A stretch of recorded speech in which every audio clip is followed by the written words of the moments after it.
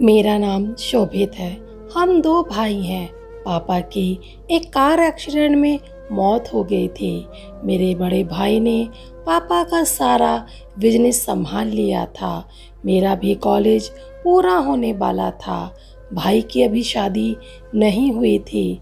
सब लड़के देख ही रहे थे। पता नहीं भाई को कोई लड़की ही पसंद नहीं आती थी।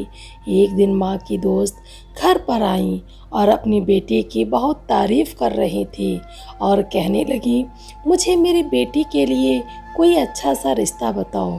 फिर क्या, माँ बोली, बगल में छोरा गांव में ढिंढोरा। माँ ने जब भाई की फ़ोटो दिखाई तो आंटी जी ने इस रिश्ते के लिए हाँ कर दी। जब शाम को भाई भी ऑफिस से घर आए तो माँ बोली, बेटा रमन, मैंने तुम्हारे लिए एक लड़की देखी है, मुझे तो बहुत पसंद है। मेरी एक सहेली है, उसकी बेटी है। फिर माँ ने लड़की की फ़ोटो दिखाई। वो लड़की भाई को भी पसंद आ गई। उस लड़की का नाम रुचि था। बात बन गई और घर में शादी की तैयारियां शुरू हो गईं। सब बहुत खुश थे। हल्दी, मेहंदी, महिला संगीत, सब रस्में बहुत ही अच्छे से हो गईं। फिर हम अगले दिन बारात लेकर चले गए। हमारा बहुत ही अच्छा स्वागत हुआ। मैंने और मेरे दोस्तों ने बहुत डांस किया। शादी की भागदौड़ में बहुत थक गया था, इसीलिए सो गया था। सुबह जब मेरे दोस्त ने जगाया, उठ शोभित, विदाई का समय हो गया है। मैं उठकर थोड़ा फ्रेश होकर नीचे आ गया। दुल्हन की विदाई हो रही थी। दुल्हन को लेकर हम वापस घर आ गए थे। घर आकर भी बहुत सारी रस्में होने लगीं, पर मज़ा बहुत आया था।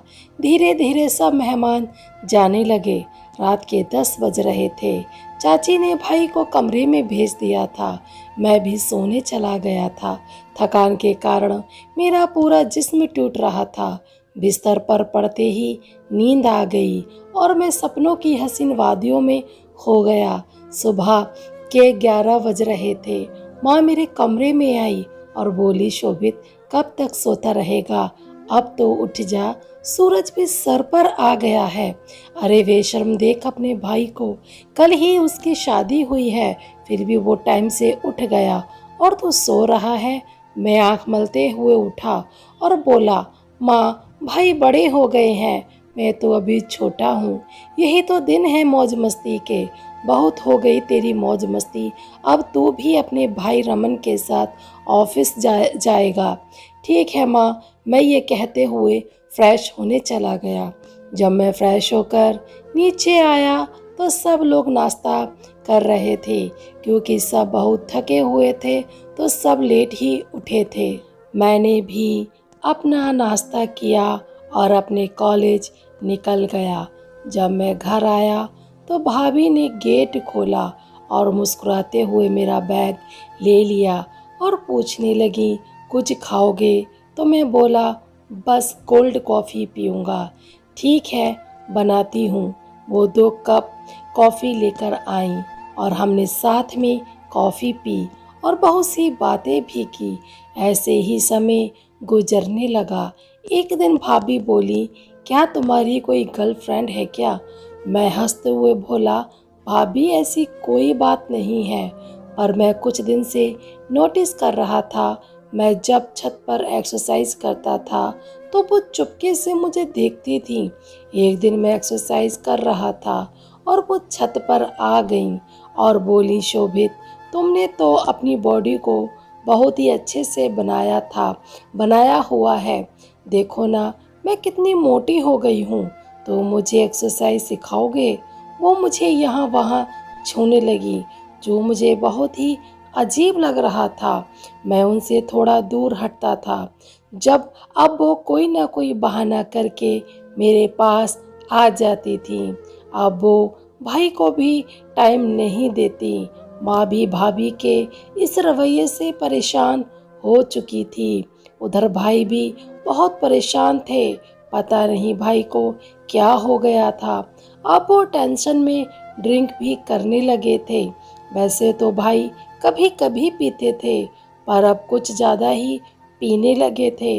माँ भी पूछती तो कहते कुछ नहीं ऑफिस की प्रॉब्लम है। अब ये आलम हो गया था। भाई अपने कमरे में कम, बाहर ज़्यादा सोते थे। भाभी अपने कमरे में ही सोती थी। पर भाभी के इस बर्ताव की माँ को बिल्कुल भी उम्मीद न थी। एक दिन माँ ने भाभी से कहा, रुचि, रमन तुम्हारा पति है, उसका ख्याल रखा करो। पर भाभी ध्यान भाई पर बहुत बहुत कम और मुझ पे ज़्यादा रहता था। वो किसी न किसी बहाने मेरे पास रहना चाहती थी, पर मेरे मन में तो बस यही आता था। मैं तो ये सोचता था कि भाभी मेरी हम उम्र हैं और हमारा रिश्ता देवर भाभी का कम, दोस्त का ज़्यादा था। मैं इन बातों पर ज़्यादा ध्यान नहीं देता था। मेरा ध्यान तो इन बातों पर तब गया जब एक अनहोनी हो गई। मैंने कभी नहीं सोचा था कि ऐसा दिन भी आएगा जब मुझे ऐसा कदम भी उठाना पड़ेगा। होली का दिन था। हर जगह रंग बिखरे पड़े थे। सबके चेहरे रंगों से भरे हुए थे। कोई भी पहचान में नहीं आ रहा था।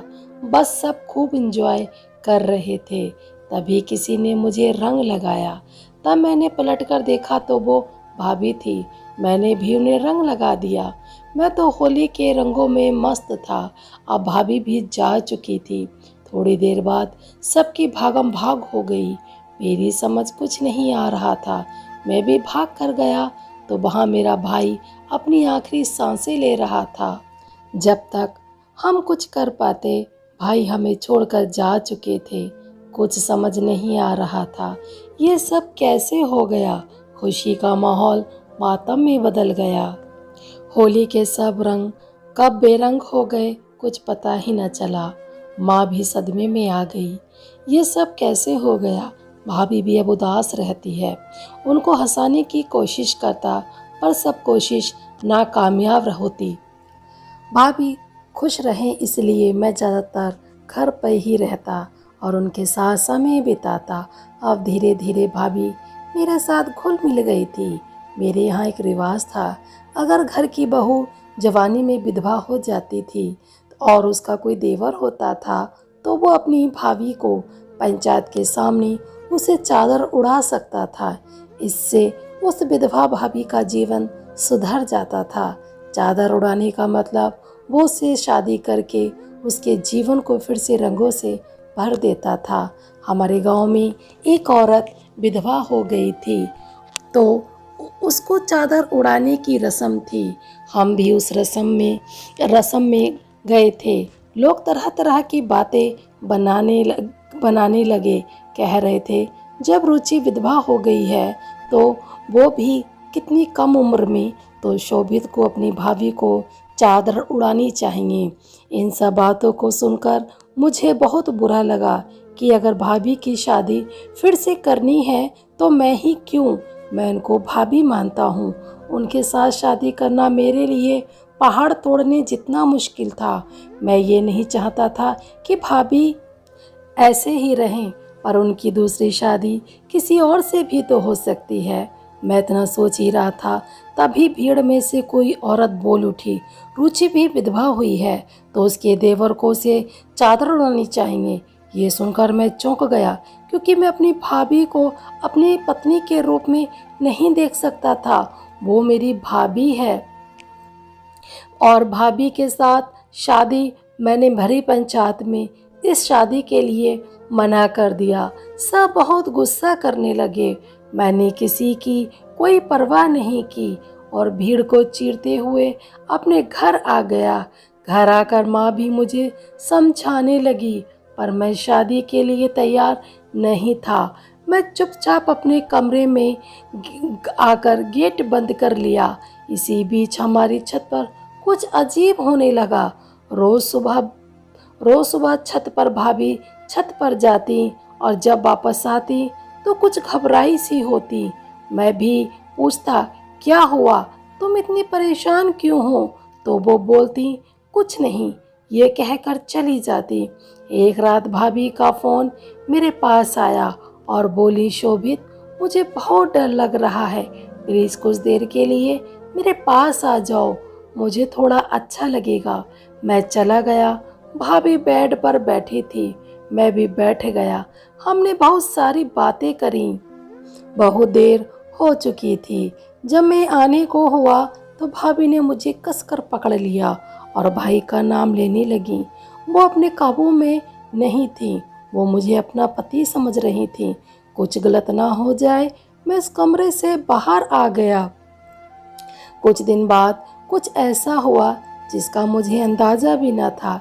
एक रात भाभी फ़ोन पर किसी से बात कर रही थी। उनकी बातों को सुनकर मैं दंग था कि भाभी ऐसा भी कर सकती हैं। मैं तुरंत भाभी के इस कमरे में घुस गया। वो मुझे देखकर डर गई और बोली, तुम मेरे कमरे में क्या कर रहे हो? मैं बोला, भाभी आपने ऐसा क्यों किया? आपको शर्म नहीं आई ये सब करते हुए? अरे मैं आपका देवर हूँ, मैं आपकी बहुत इज्जत करता हूँ। फिर जो भाभी ने जो अल्फाज बोले वो सुनकर मैं चौंक गया। मैं ये नहीं जानता था भाभी के मन में इतना कुछ चल रहा था। इतने में माँ भी आ गई। फिर भाभी बोली, मेरी माँ ने एक बार भी मेरी मर्जी नहीं पूछी और मेरा रिश्ता तुम्हारे भाई से कर दिया। मैं बहुत ही खूबसूरत थी। मैं चाहती थी मेरी शादी मेरे जैसे किसी हसीन लड़के से हो, पर मेरी माँ ने मेरी शादी एक आम सी शकल सूरत के लड़के से कर दी। जब मैं शादी होकर अपनी ससुराल आई तो जब तुम्हें देखा तो तुम पर उसी पल अपना दिल हार बैठी। मैं सोचने लगी, मेरी माँ ने मेरी शादी तुम्हारे साथ क्यों नहीं की? पर किस्मत से कौन लड़ सकता था? अब मैं तुम्हारे भाई की जीवन साथी बन चुकी थी, चाह कर भी कुछ नहीं कर सकती थी। फिर मैंने तुमसे नज़दीकियाँ बढ़ाना शुरू कर दी, क्योंकि तुम वैसे ही लड़के थे जैसा लड़का मैं चाहती थी। ऐसे ही दिन गुजरने लगे। एक दिन मुझ पर कयामत आ गई थी जब तुम्हारे भाई ने मेरी अलमारी में तुम्हारी फ़ोटो देख ली थी और बहुत गुस्सा करने लगे। मैं ये नहीं कहती थी कि तुम्हारे भाई गलत थे, क्योंकि पति जब अपनी पत्नी की अलमारी में किसी की फ़ोटो देखेगा तो शक तो करेगा ही। तुम्हारे भाई ने मुझे बहुत सुनाया, कहने लगे मैं बद किरदार हूँ, मैं एक बेवफा पत्नी हूँ। उनके ये अल्फाज मुझे तीर की तरह चुभ रहे थे और मुझे भी गुस्सा आ गया। फिर मैंने सच बोल दिया, हाँ मैं शोभित से प्यार करती हूँ, आप मुझे बिल्कुल भी पसंद नहीं हो। मैं अपनी पूरी ज़िंदगी शोभित जैसे लड़के के साथ बिताना चाहती थी, पर मेरी माँ ने मुझे तुम्हारे पल्ले बांध दिया। मैं बिल्कुल भी बर्दाश्त नहीं कर पा रही हूँ। मेरी ये बातें सुनकर रमन को बहुत धक्का लगा। इसी गम में वो पीने लगे और कमरे से बाहर सोते थे। जब उनकी मौत हो गई तो मुझे नहीं पता था तुम्हारे यहाँ पति भाभी को चादर उड़ाने जैसी कोई रस्म है।